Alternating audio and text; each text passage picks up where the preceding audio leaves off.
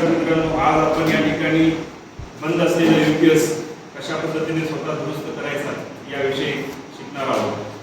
हा यूपीएस आहे जो इन्व्हर्टर सारखा वर्क करतो. पॉवर सप्लाय कट झाल्यानंतर बॅटरी थ्रू हा यूपीएस आपल्याला या ठिकाणी सप्लाय पुरवत असतो. तर हा बंद यूपीएस आहे. मायक्रोटेक कंपनीचा हा यूपीएस आहे. 3 kVA ची रेटिंग्स आहे. 3 kVA चा ऍक्च्युली याचा जो प्रॉब्लेम होता, सप्लाय कॉर्ड लावल्यानंतर देखील या ठिकाणी हा यूपीएस चालू होत नव्हता.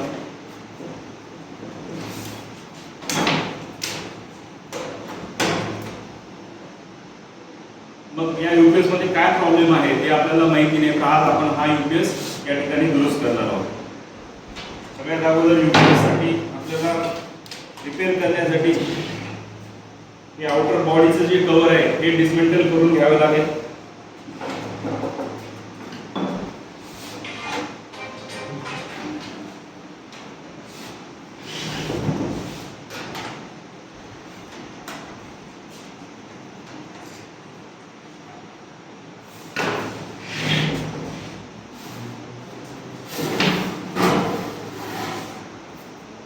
यूपीएस कव्हर आपण या ठिकाणी डिसमेंटल केलेला आहे.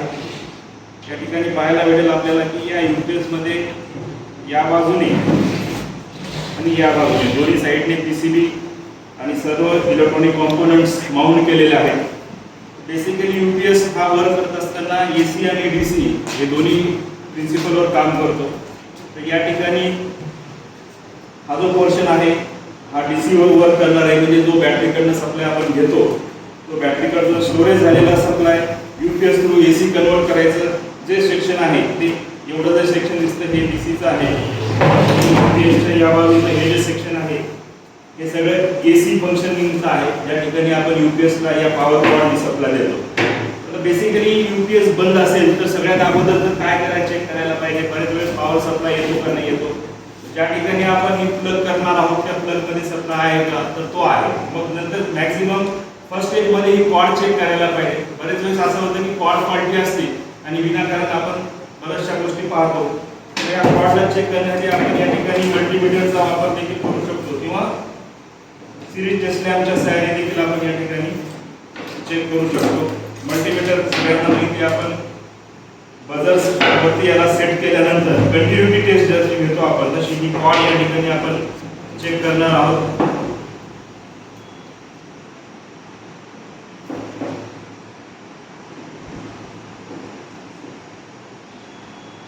या ठिकाणी ही कॉर्डची कंटिन्युटी घेतोय आपण.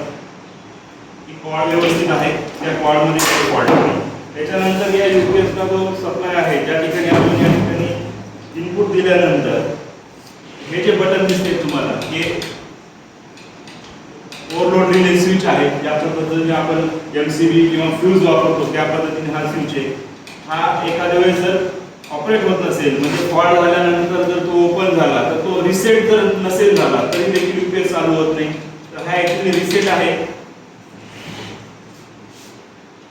एखाद्या वेळेस हा स्विच आतून खराब होऊ शकतो. जसं आपण एमसीबी वगैरे पाहतो एमसीबी आतून खराब होतात. या स्विचला उघडण्यासाठी ही नॉच हा स्विच बाहेर काढून घेतला आपण. या स्विचची कंटिन्युटी आपल्याला या ठिकाणी घ्यावी लागेल. हा स्विच कनेक्ट आहे का ओपन झालेला आहे.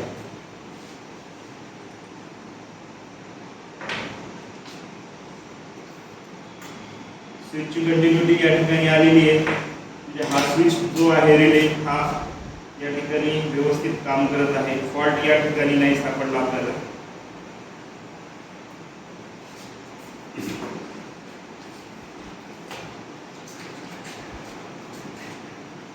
हा स्विच परत आपण या ठिकाणी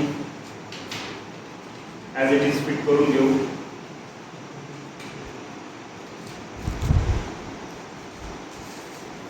तिथून सगळे पीसीबी मध्ये गेले. जनरली आपण नुसतं वरतून पाहून देखील फॉल्ट कुठे झाला तर हेही आपण डिटरमाइन करू शकतो.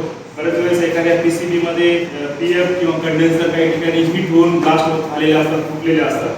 तर एक नजर मारल्यानंतर आपण आपलं लक्ष देतं की कुठलाही कॉम्पोनंट्स या ठिकाणी डॅमेज झालेला नाहीये. या ठिकाणी फ्यूज आहेत एसी सर्किटमध्ये पीसीबीला माउंट केलेले. बऱ्याच वेळेस फ्यूज पण त्या ठिकाणी खराब होण्याची शक्यता असते. तर आपण सगळ्यात अगोदर फ्यूज देखील या ठिकाणी चेक करू. फ्यूज या ठिकाणी हा फ्यूज देखील व्यवस्थित वर्क या ठिकाणी करत आहे. त्यानंतर या यूपीएसला ऑन आणि ऑफ करायचं बटन जे आहे जे आपण यूपीएस चालू करण्यासाठी वापरतो. आपण सुरुवातीला चेक केलं होतं, सप्लाय येत नव्हता. जनरली या ठिकाणी पण फॉल्ट असू शकतो. यूपीएस बरेच दिवस रस्टी झाल्यामुळे, डस्टमुळे देखील त्या ठिकाणी ऑन ऑफ बटनचे कॉन्टॅक्ट व्यवस्थित होत नाही. तर त्यासाठी आपल्याला हा पोर्शन देखील ओपन करून या ठिकाणी चेक करावा लागेल.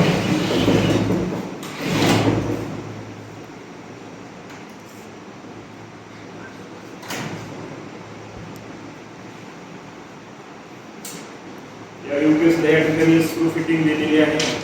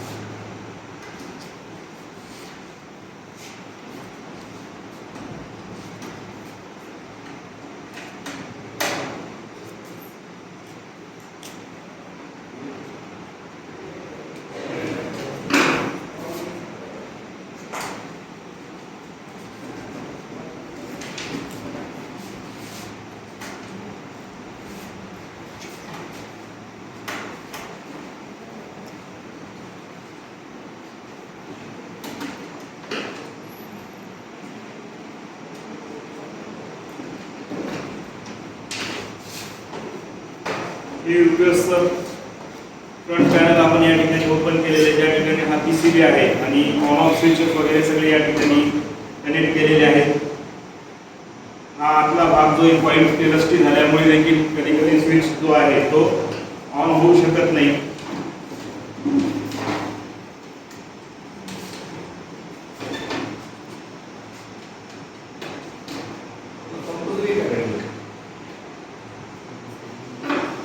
UPS repairing inverter.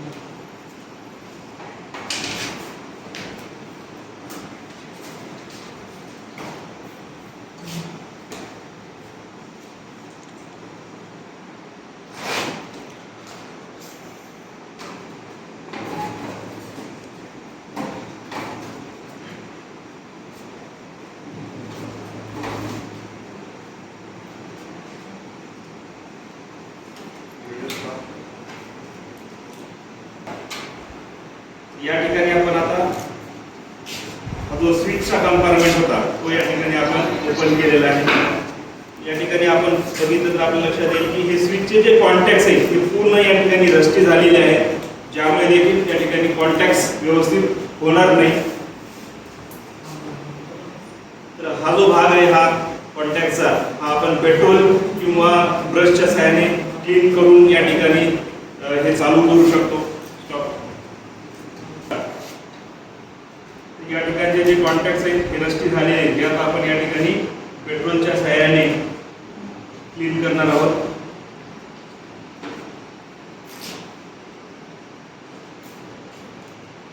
पीसीबी कधीही क्लीन करताना थोड्याफार प्रमाणात पेट्रोलचा वापर करायला पाहिजे. आणि ज्यावेळेस आपण यूपीएस इन्व्हर्टर डिसमेंटल करतो फॉल्ट फाइंडिंगसाठी, तर त्या ठिकाणी आपल्याला लगेच पाहायला मिळतं हे एवढं रस्टी झालेलं असते डस्टनी, आणि या ठिकाणचे पीसीबीचे कॉन्टॅक्ट्स ह्या रस्टी झाल्यामुळे सप्लाय बरोबर पास करू शकत नाही. तर मेंटेनन्स करताना कधी या गोष्टी लक्षात ठेवायला पाहिजे. ब्रशचा वापर त्या ठिकाणी कॉम्पोनंट्स PCB क्लिनिंगसाठी त्या ठिकाणी करावा लागतो आपल्याला. आणि क्लिनिंग केल्यानंतर आपल्याला कळतं की एखादा कॉम्पोनंट त्या ठिकाणी खराब झालाय का, तुटलेला आहे का, PCB वरती त्याचा कॉन्टॅक्ट व्यवस्थित होतोय का नाही होतोय, या सगळ्या गोष्टी आपल्याला या ठिकाणी पाहायला मिळतात. ठीक आहे मित्रांनो, आता या ठिकाणी आपण हे जे कॉन्टॅक्ट स्विच होते हे सगळे आता या ठिकाणी क्लीन केलेले आहेत. परत एकदा आपण आता UPS असेंबल करू आणि याला चालू होतो का नाही याचा टेस्ट घेऊ. हे पहा मित्रांनो, या ठिकाणी आता आपण हा UPS दुरुस्त केलेला आहे. प्रॉब्लेम काय होता आपण बघितलेला आहे. त्या पद्धतीने बंद असलेला UPS आपण या ठिकाणी स्वतः दुरुस्त करून आता वर्किंग मध्ये कंडिशन मध्ये आणलेला आहे. तर अशा पद्धतीने बंद असलेला UPS आपण या ठिकाणी दुरुस्त केला. आता तो वर्किंग मध्ये आलेला आहे. डिस्प्ले आपण या ठिकाणी पाहू शकतो. ओके, धन्यवाद, थँक्यू.